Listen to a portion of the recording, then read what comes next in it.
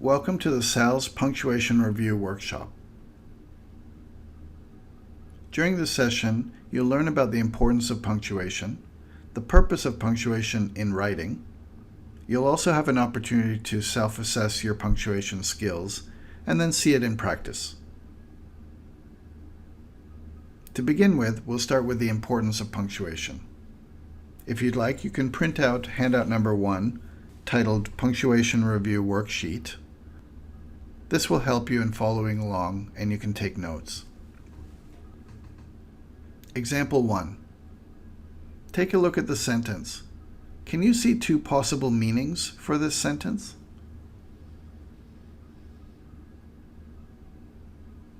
One possible meaning is that Sandra herself was convinced that he's not a good person. The other way of looking at it is that Sandra somehow convinced him that he's not a good person. Based on the way the sentence is currently punctuated, which meaning is reflected? If you thought number 2, you're correct. Okay, so if you look at the sentence again, Sandra left him convinced he was not a good person. How about if we want to reflect the meaning of number 1? What do we need to do?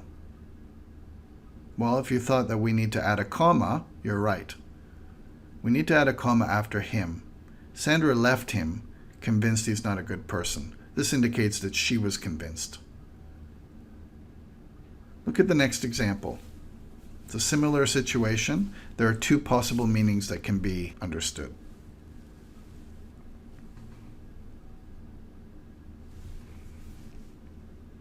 One way of looking at it is that somehow the beginning of the movie will reveal who my friend is. And then the other way is that I'm directly addressing someone as my friend. So based on the way it's currently punctuated, with the period at the end of the sentence, which meaning is reflected? If you thought number 1, you're correct. I won't know my friend until the movie begins. How about if we're trying to address someone as my friend? Well, in that case, we need to add commas around my friend. I won't know my friend until the movie begins. Take a look at this sentence. How would you punctuate it? If you'd like, you can pause the video and then play it again to see the answers. In the field of EMS, Emergency Medical Services, we put parentheses around Emergency Medical Services because it's clarifying EMS. Parentheses are also called brackets. We also need a comma after Emergency Medical Services because in the field of EMS is an introduction to the main sentence. The most important information for you as a call taker is the location of the caller. So we've identified that as a call taker is extra information explaining the subject you. We also need to put a hyphen between call and taker to join them together to create a new compound noun because the subject you is a call taker, not a call or a taker. There's a different meaning. After is the location of the caller, we need a period.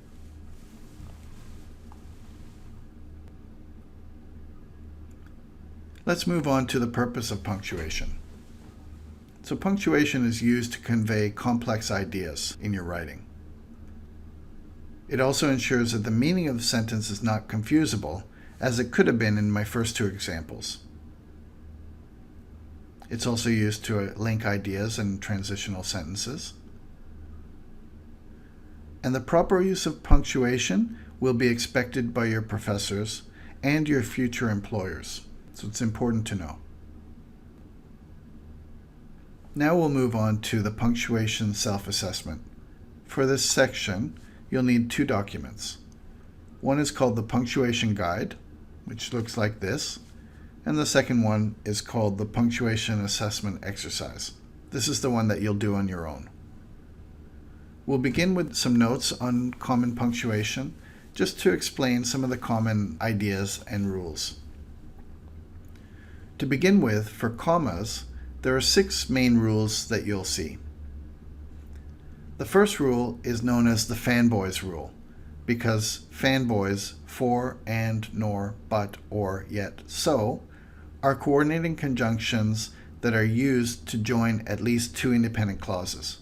So this means when you have two full sentences and you'd like to join them, we need to put a comma and one of the fanboys between the two clauses. So in the first example, the director interviewed 5 applicants, comma, and she decided to hire Mr. Jones. So the first part, the director interviewed 5 applicants. That's a complete sentence. It's an independent clause. She decided to hire Mr. Jones is also a complete sentence, and we've joined them with a comma and one of the fanboys. The second idea is when you're using commas in a list. So let's look at the second example here. I went to the store and bought apples, comma, oranges, comma, and bananas. Note that the second comma in this list of 3 items is an optional comma, but I recommend it in academic writing or formal writing because it clarifies for the reader that there are 3 separate items. The next rule is after an introductory word or a phrase. So in our earlier example of in the field of EMS, that's a good example for an introductory phrase. The next rule is called the appositives or extra information. Just like in the example with the emergency medical services, for you as a call taker. So as a call taker was the appositive. It was extra information explaining the subject you. The next rules are simply when you're writing casual letters or for dates and places. The next punctuation is colons. You can use colons in formal business letters, or you can use them to introduce a list. The rule about introducing a list is that it comes at the end of a complete sentence. You shouldn't put a colon after a verb. Semicolons are used to join 2 sentences together when the writer or the author is trying to emphasize the connection between the 2. Or it can be used in cases where you have 3 items and you're giving examples of each item. So in this sentence, I like fruit, vegetables, and seafood. You'll notice that semicolons come before the main items, and then commas are separating the examples. Parentheses are used to indicate dates or clarify information, as we did with emergency medical services in the earlier example. Dashes are used when you want to join 2 independent clauses together or some phrase that emphasizes something from the first clause. So it either emphasizes something or reiterates something about the first clause. That's different from the semicolons because remember, semicolons are just joining 2 clauses together and emphasizing the connection. In the dash, we're actually saying that the second clause or phrase is reintroducing or emphasizing something about the first clause. Or dashes can also be used in the case of an appositive when commas are part of the appositive, so to avoid having too many commas. Hyphens are used to join 2 words together so that you can create a new meaning, whether it's a compound noun such as call taker or compound adjectives. So with that knowledge, try the self-assessment. You can pause the video and then check your answers afterwards. If you are trying to find the 35 punctuation points to change in your self-assessment, one area is to look at the title. So you'll notice that how's your punctuation is actually a question. So we need how with an apostrophe for how is your punctuation, and it's a question. Let's look at number 1. I wrapped up well for the journey, comma, but I was still frozen by the time I arrived, period. The comma is used because there's one of the fanboys there. Number 2. After the hospital finished its fundraising event, comma, an additional anonymous donation was received, period. That first part is an introduction. Number 3. The people of Haiti, comma, who for decades have lived in abject poverty and violence, comma, are unfamiliar with the workings of a true democracy, period. The section about who for decades have lived in abject poverty and violence is in a positive. That's extra information about the subject, the people of Haiti. Number 4. I must remember to pick up apples, comma, bananas, comma, and oranges at the supermarket today, period. It's a list of 3 or more items. Number 5. What I mean to say, Doug, is that you're not doing your job, period. So we have 2 commas on either side of Doug because we're directly addressing Doug. Number 6. At the meeting yesterday, comma, the day progressed smoothly, comma, but as evening approached, comma, so did a series of problems, period. So the first comma, it comes after an introduction. The second comma comes before but, as a fanboys. The third comma, it's as evening approached is an introduction again. So as evening approached, we get an introductory comma, so did a series of problems. Number 7. Abdominal exercises help prevent back pain, semicolon. Proper posture is also important, period. In this case, we're using a semicolon between 2 independent clauses because we want to emphasize the connection between those clauses. Number 8. He visited 3 cities during his trip to Japan, colon, Tokyo, comma, Osaka, comma, and Kyoto, period. In this case, we're introducing a list at the end of a complete sentence with a colon. Number 9. I know you like the word unique, and quotation marks are used around the word unique because that's not the speaker's word. And we need a comma before but. But is it necessary to use it 10 times in one essay? It's a question.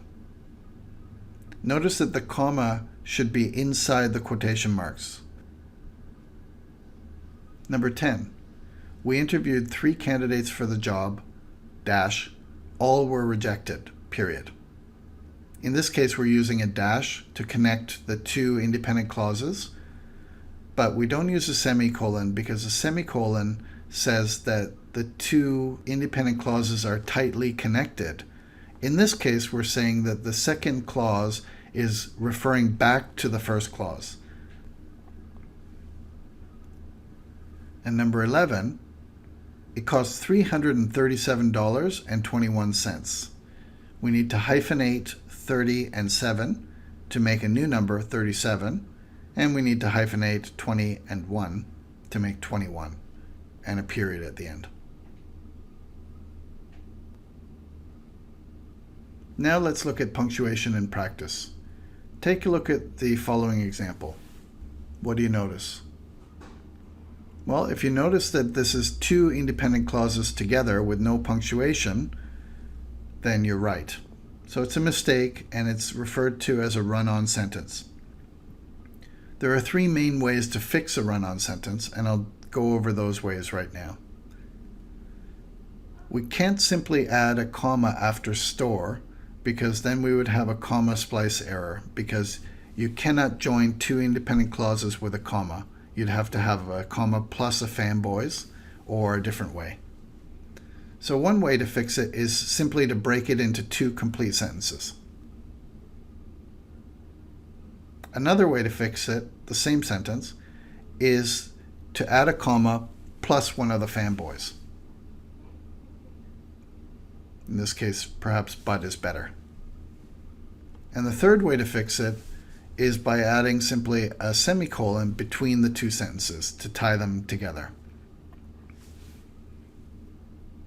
In this case, which do you think is the best solution for this story about this man going into a store? If you selected number 2, the man entered the store but he didn't buy anything, I agree. I'd say that the first example, where we broke it into 2 short sentences, is maybe a little bit choppy. And the third example, where we tied them together and emphasized the connection, I think it's not necessary to emphasize this connection. So number 2 is the best one.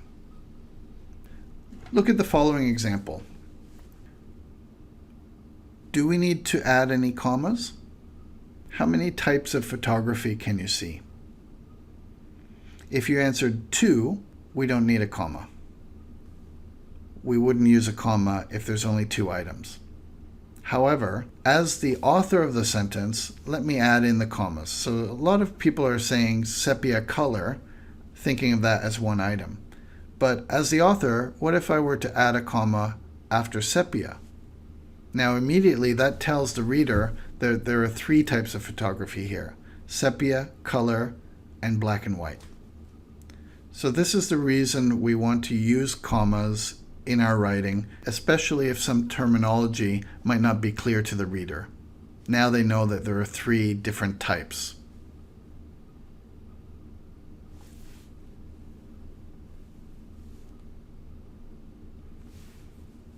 If you have any questions, please feel free to contact us at SALS.